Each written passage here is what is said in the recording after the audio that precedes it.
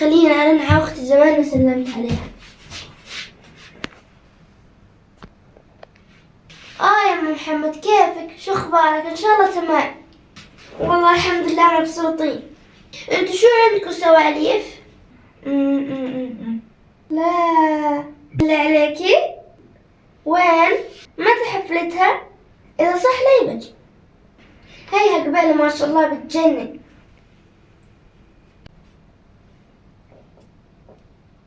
ما شاء الله عليها بتساعدني في كل إشي. حرام يوم ما قصرت معي، اشتغلت كل شي ما شاء الله، كنست لي الدار كلها ما شاء الله.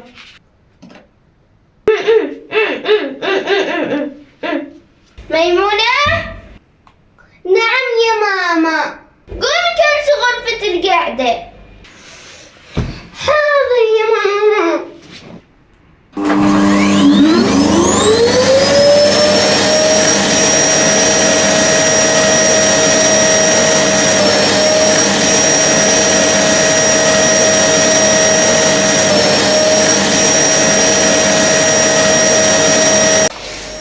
صوت الميكي اللي يصير بتجنن، يصير تقلبها بنت الشاطر.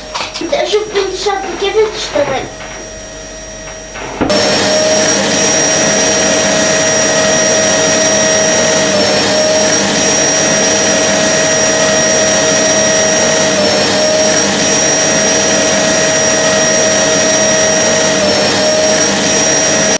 ميمونة شو هذا؟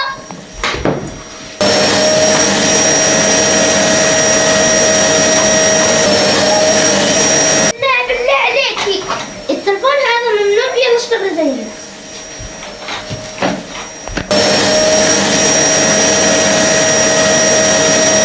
هم اصلا هيك الاولاد بغلبوا مساكين، بس والله حرام محترمين كثير كمان. لا ميمونة ما شاء الله عليها. تدري انه اليوم نزلت عني الغسيل وصفته في الخزانة؟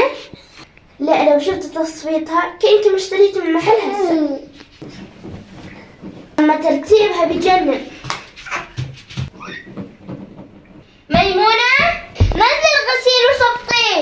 يلا عشتي بنتي. وما في غيري أنا. الله أكبر. شو بدي تشتغلوا هذا كله؟ كأني سمعت صوت. لا يا ماما هذا الباب خبط. شو بدي يسوي هذا؟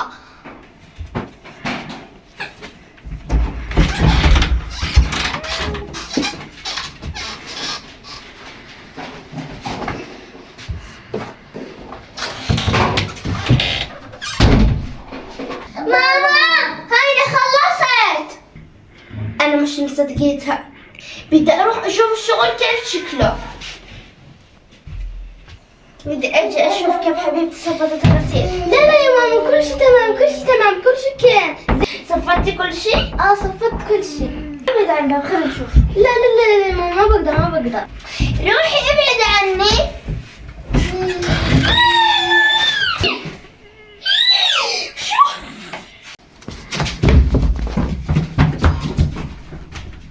ما شاء الله عليها بتساعدني في كل شيء، بترتب الدار. ميمونة ميمونة ميمونة يا ميمونة قومي كنسي غرفة القعدة. ميمونة قومي كنسي غرفة. ميمونة خلاص يا ميمونة خليها تروح يعني. هانك ميمونة. ها